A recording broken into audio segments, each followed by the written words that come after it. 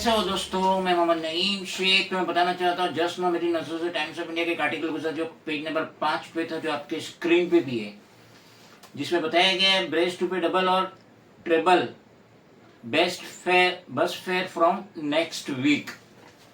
जैसा कि हम जानते हैं कि 35 लाख पैसेंजर कम्यूटर्स मुंबई की जो बसेस है उसमें सफ़र करते हैं, और अगले हफ्ते से Mumbai metropolitan regional transport authority, in short MMRTA, इन्होंने ये डिसाइड कर लिए हैं।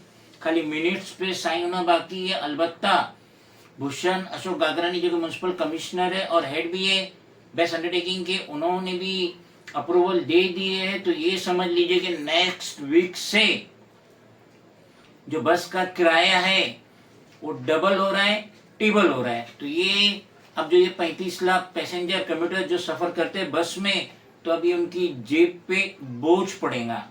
जो मिनिमम फेयर है 5 किलोमीटर का, जो पहले 5 रुपये था नॉन AC में, अब वो 10 हो गया है। जो 6 रुपये थे AC में वो 12 हो गया है। 10 किलोमीटर का 10 का 15 हुआ है, 13 का 20 हुआ है। 15 किलोमीटर का जो 15 रुपये था नॉन AC का वो 20 हो गया। जो 19 रुपये था AC का वो 30 हो गया। 20 किलोमीटर का 20 रुपये का 30 रुपया और 25 रुपये का 35 रुपया हो गया। और जो सबसे लॉन्ग फेयर है 50 किलोमीटर का, तो जो नॉन AC में पहले देते थे 20 रुपया, अब उन्हें 60 रुपये देना पड़ेगा। 200% बढ़ गया। और जो AC बसेस है 50 किलोमीटर का जो 25 रुपये देते थे, अब वो AC बसेस का 65 रुपये देना पड़ेगा। तो देख लीजिए कि कितना बड़ा लोड आने वाला है। ये 35 लाख जो कम्यूटर्स है, पैसेंजर है, जो बस में सफ़र करते हैं। दूसरी कहने की बात ये है कि जैसा कि महाराष्ट्र गवर्नमेंट ने 15 अक्टूबर 2024 को जो स्कीम लाई थी, लाडली बहना जो स्कीम लाई थी, जिसका 8 इंस्टॉलमेंट हो चुका है अभी तक, और जिसके तहत गवर्नमेंट ने 17,505 करोड़ रुपया डिस्ट्रीब्यूट किए थे 21 साल से 65 साल की उम्र की लड़की को, औरतों को। और इसका जो बेनिफिट उठा रहे हैं, जो औरतें लड़कियां बेनिफिट उठा रहे हैं, वो है महाराष्ट्र के 2,38,00,000, यानी ये 17,505 करोड़ रुपए जो गवर्नमेंट ने डिस्ट्रीब्यूट की है या कर रही है, आगे भी करते रहेंगी। 8 इंस्टॉलमेंट हो चुका है 15 मार्च 2025 तक। तो अब वो रिकवरी कहाँ से करें? तो रिकवरी तो आप और हमारे जेब से ही होने वाली है।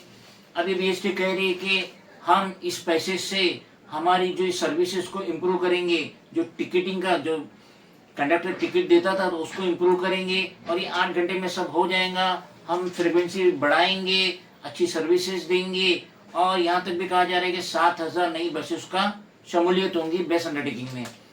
ओवरऑल आज भी अंधेरी ईस्ट या अंधेरी वेस्ट से बस पकड़ने के लिए 20 से 30 मिनट लगता है, बस में सफर करने के लिए, बस पकड़ने के लिए।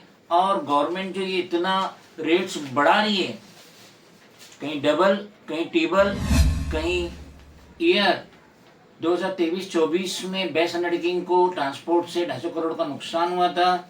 लेकिन ये कहा जा रहा है कि अभी ये जो फेयर बढ़ जाएगा तो बेस्ट अंडरटेकिंग को अब 590 करोड़ का फायदा भी हो जाएगा।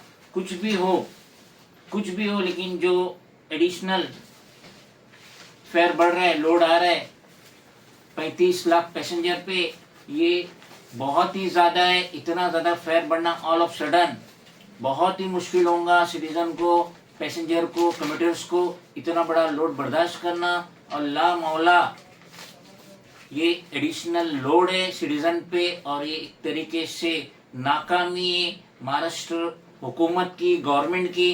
क्योंकि ये खाली फेयर बढ़ा देने से नहीं चलता है, उनको अपनी सर्विसेज भी इम्प्रूव करना चाहिए, और साथ ही साथ अदर इनकम के सोर्सेज भी लेना चाहिए, करना चाहिए। बनिस्बत सिटीजन पे टैक्सेस डालें और फेयर बढ़ाए। ये बहुत ही गलत हो रहा है, और इतना ज़्यादा फेयर बढ़ जाना कंप्यूटर्स के लिए, पैसेंजर के लिए बहुत ही बड़ा नुकसान है।